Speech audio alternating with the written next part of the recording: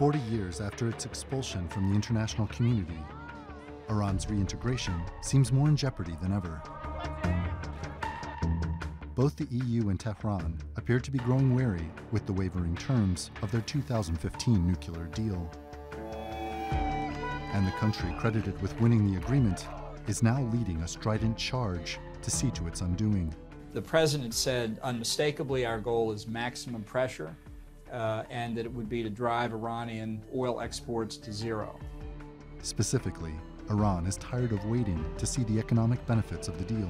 And if we are not to benefit from that part, then what's the purpose of staying in the deal and accepting the constraints and the limitations in our nuclear activities? Last year, US President Donald Trump reimposed sanctions against Iran's oil and gas industry, pulling out of the historic Iran nuclear agreement with the US, UK, France, Russia, China, and Germany. The so-called P5+1 deal was the crowning diplomatic achievement of the man Trump replaced, former President Barack Obama.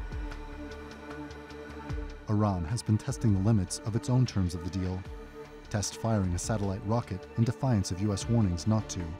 They sent up a rocket the other day, and it failed, but it was sent up. Now, they can say they're sending it up for civilian purposes, but I don't think too many people believe that. And last week, Iran tested a new long-range cruise missile, the Hovazeh, which Iranian military sources say has a range of 1,350 kilometers. Days later, Iran unveiled a powerful new ballistic missile, the Dezful.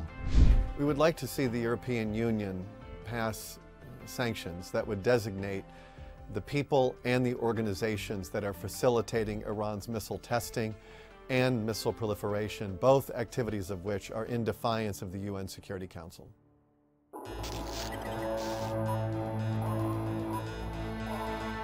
As tensions between Iran and Western countries have risen, the EU has only issued sanctions that don't impact the nuclear deal. This includes measures aimed at Iran's intelligence and security ministry for their suspected role in thwarted attempts to assassinate Iranian dissidents on European soil. The EU has issued a warning to Iran to stop such activities and refrain from any more missile launches in violation of UN Security Council orders. But even so, the bloc seems set on ensuring that Iran is able to benefit from the terms of the 2015 nuclear agreement. The UK, France, and Germany have opened a trade channel with Iran named Instex to bypass US sanctions. Europe passed an era of appeasement of the United States. If you remember, about 6-7 months, they tried to appease Trump, and he humiliated all of them, with no exception. And I think then Europe learned, of course, late, with let's say late time span, that it is a very different setting. But Europe's patience may be wearing thin, and it will ultimately be the global market that will determine whether Instex works.